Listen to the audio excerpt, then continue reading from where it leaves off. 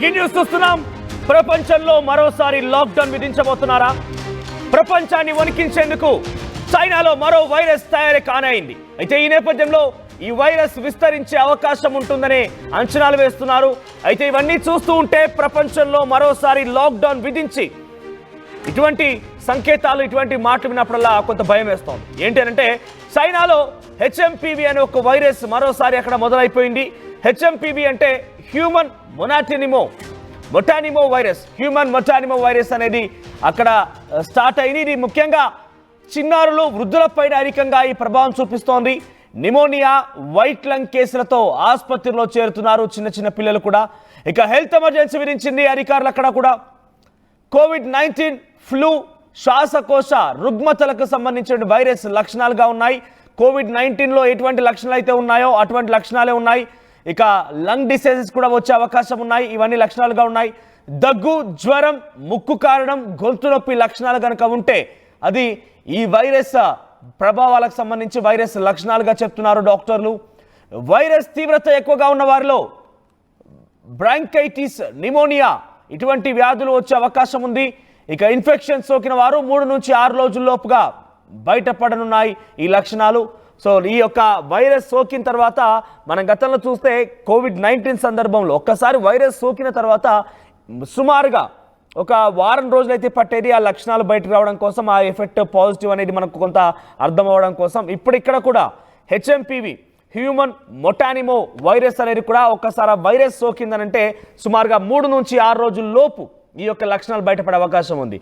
ఏంటి లక్షణాలు అంటే కనుక జ్వరం, దగ్గు, at the same time lung diseases, చాలా తీవ్రంగా కోల్డ్ లాంటిది ఉండడం, ముక్కు కారడం, ఇవన్నీ కూడా లక్షణాలుగా ఉన్నాయి. సో ఏం భయపడాల్సిన పని లేదు. దానికి సంబంధించి కొన్ని ఇప్పటికే ఎట్లా ప్రికాషన్స్ తీసుకోవాలని కూడా కొంతమంది డాక్టర్లు చెప్తున్నారు. సో చైనాలో స్టార్ట్ అయినటువంటి ఈ వైరస్ ప్రపంచాన్ని మరోసారి వణికించబోతుందా అనే వార్త విన్నప్పుడల్లా బహుశా మీ అందరికీ భయపడవచ్చు. అయితే నేను మరొకసారి చెప్తున్నా, ఈ సంబంధించిన వైరస్ బారిన పడకుండా ఉండాలంటే స్వీయ నియంత్రణే, ప్రతిదానికి స్వీయ నియంత్రణే ఒక ప్రికాషన్గా చూడొచ్చు. తరచుగా చేతులు కడుక్కోవడం, కొంత హైజీన్గా మెయింటైన్ చేయడం, చుట్టూ పరిసర ప్రాంతాల్లో కొంత హైజీన్గా ఉండేలా చూడడం, క్రౌడీ ప్రదేశాల్లో వెళ్ళినప్పుడు డెఫినెట్గా మాస్క్ ధరించడం లాంటివి చేస్తేనే ఈ వైరస్ బారిన పడకుండా కొంత మనం రక్షించుకోవచ్చు. సేమ్ కోవిడ్-19 సందర్భంలో ఎటువంటి రక్షణ చర్యలు అయితే మనం పాటించాం, అటువంటి రక్షణ చర్యలు పాటిస్తే ఇటువంటి వైరస్ నుంచి బయటపడవచ్చు అనేది చాలామంది నిపుణులు చెప్తున్నారు. మరోవైపుగా కరోనా భయానక పరిస్థితులు ఇప్పటికీ కొన్ని చోట్లలో ఇంకా డేంజర్ బెల్స్ మోగుతూనే ఉన్నాయి. దాని నుంచి బయట పడకముందే ఇప్పుడు ప్రపంచాన్ని వణికించేందుకు హెచ్ఎంపీవీ పేరిట అటు హ్యూమన్ మొటానిమో అనేటువంటి ఒక వైరస్ మరోసారి తెర మీదకి వచ్చింది. ఇది ఇప్పుడు చైనాలో ప్రారంభమైంది. గతంలో కూడా ఈ కరోనాకి సంబంధించిన ఈ వైరస్ అక్కడే ప్రారంభమైపోయి ప్రపంచాన్ని గడగడలాడించేసింది. ప్రపంచం మొత్తం కూడా వణికిపోయింది. ప్రపంచవ్యాప్తంగా లాక్డౌన్ అనేది జరిగింది. ఈ నేపథ్యంలో మరొకసారి హెచ్ఎంపీవీ వైరస్, చైనాలో ప్రారంభమైనటువంటి ఈ వైరస్ ఎంతలా విస్తరిస్తోంది, ఎంతటి స్థాయిలో దీని విజృంభణ ఉండబోతుందనే ఒక పెద్ద ఎత్తున ఆందోళన కలుగుతోంది. పెద్ద ఎత్తున అందరూ కూడా ఆందోళన వ్యక్తపరుస్తున్నారు. హెచ్ఎంపీవీ వైరస్ ఎంతలా విజృంభిస్తోందంటే చైనాలో హెల్త్ ఎమర్జెన్సీ ప్రకటించిందంటే అర్థం చేసుకోవచ్చు. ఒక భారీ హైయెస్ట్ పాపులేటెడ్ కంట్రీగా ఉన్నటువంటి చైనా లాంటి ప్రాంతంలోనే హెల్త్ ఎమర్జెన్సీ ప్రకటించారు ఇప్పటికే. సో అక్కడే హెల్త్ ఎమర్జెన్సీ ప్రకటించారంటే ఇక్కడ సిచ్యువేషన్ ఎలా ఉండబోతుందో అర్థం చేసుకోవాలి. సో కొంత డెఫినెట్గా ఈ వార్త చూస్తున్న వాళ్ళు అలర్ట్గా ఉండండి. ఇక్కడ పెద్దగా భయభ్రాంతులకు గురి చేసే ఉద్దేశం ఏం కాదు. మీకు భయభ్రాంతులకు గురి చేయడమో లేదంటే మిమ్మల్ని కొంత ఈ వార్త ద్వారా భయపెట్టడం ఆ ఉద్దేశం కాదు. అక్కడ గతంలో కూడా మన కోవిడ్-19 లాంటి ఒక వైరస్ని, మహమ్మారిని ప్రపంచ దేశాలు కూడా అట్టుడికిపోయాయి. కాబట్టి దాని నుంచి మనం బయటపడాలి, ఎదుర్కోవాలి అని అంటే సిద్ధంగా ఉండాలి, స్వీయ నియంత్రణ పాటించాలనే ఒక ఉద్దేశంలో భాగంగానే ఈ వార్త మీకు మరీ చెప్పాల్సి వస్తుంది. హెచ్ఎంపీవీతో పాటు చైనాలో కరోనా కూడా డేంజర్ బెల్స్ మోగిస్తోంది. ఇన్ఫ్లుయెంజా కూడా కేసులు సైతం నమోదవుతున్నాయి. హెచ్ఎంపీవీ వైరస్ కారణంగా ప్రస్తుతం లంగ్ డిసీజెస్ ఎక్కువగా తలెత్తి మరణాలకు కూడా దారితీస్తోంది.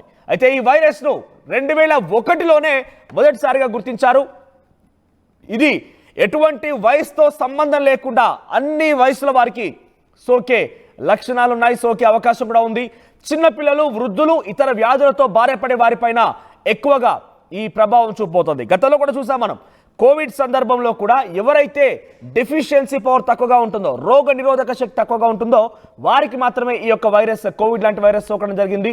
మనం చూసాం ఎవరైతే డెఫిషియన్సీ పవర్ తక్కువగా ఉంటుందో మనం గమనిస్తే అసలు కనీసం ఇళ్లలో నుంచి బయటికి రాని వాళ్ళకు కూడా కోవిడ్ లాంటి వార్తలు విన్నాం. కోవిడ్ ద్వారా చనిపోయిన వాళ్ళని కూడా చూసాం. అంటే ఎప్పుడైతే డెఫిషియన్సీ పవర్ తక్కువగా ఉంటుందో ఆ డెఫిషియన్సీ పవర్ తక్కువగా ఉన్న వారికి వ్యాధులు వచ్చాయి. బయట తిరిగిన వారికి కూడా డెఫిషియన్సీ పవర్ ఎక్కువగా ఉంటే కొన్ని సందర్భాల్లో ఎదుర్కొన్నారు, ఢీకొన్నారు కరోనా లాంటి వైరస్ని. కానీ ఇక్కడ మనం చూస్తున్న మరోసారి HMPV వైరస్ కూడా అదే స్థాయిలో ఉండబోతోంది. డెఫిషియన్సీ పవర్ ఎవరికైతే తక్కువగా ఉంటుందో, మనం రోగనిరోధక శక్తి ఎవరికైతే తక్కువగా ఉంటుందో అటువంటి వారికి ఎక్కువగా ఇది ఒక బారిన పడే అవకాశం ఉన్నట్టుగా తెలుస్తోంది. ముఖ్యంగా చైనాలో హెల్త్ ఎమర్జెన్సీ ప్రకటించారు. మీరు చూడొచ్చు, హాస్పిటల్లో క్యూ కడుతున్నారు. ఇప్పటివరకు దీనికైతే ఎటువంటి మెడిసిన్ లేదు. గతంలో మనం చూసాం COVID-19 సందర్భంలో కూడా దానికి కూడా ఎటువంటి మెడిసిన్ లేదు. కానీ లంగ్ డిసీజెస్ని క్యూర్ చేయడం కోసం కొన్ని మెడిసిన్స్ వచ్చాయి. కొన్ని లక్షల కోట్ల రూపాయలని హాస్పిటల్స్ దండుకున్నాయి. లక్షల్లో ఫీజు చెల్లించాల్సిన అవసరం వచ్చింది ఎవరైతే దీని ప్రభావంతో దాని బారిన పడ్డారో. సో దీని బారిన పడకూడదంటే ఒకసారి ఆలోచన చేయండి. స్వీయ నియంత్రణ ముఖ్యం. తరచుగా చేతులు కడుక్కోవాలి, మనం నియంత్రించుకోవాలి, మన చుట్టూ ఉన్నటువంటి ఆ పరిసరాలని చాలా క్లీన్గా ఉంచుకోవాలి. ముఖ్యంగా బయటికి వెళ్ళే సందర్భంలో గుర్తుపెట్టుకోండి, మాస్క్ మాత్రం తప్పనిసరి. మాస్క్ ధరించిన తర్వాతనే బయటికి వెళ్ళాలి. ఈ వైరస్ సోకడం వల్ల లంగ్ డిజీజెస్తో పాటుగా ఇతర ఇన్ఫెక్షన్లు కూడా వస్తున్నాయి. ఈ వైరస్ సోకిన వారిలో ఎక్కువగా జ్వరం, శ్వాస తీసుకోవడంలో ఇబ్బంది లాంటి సమస్యలు తలెత్తుతున్నాయి.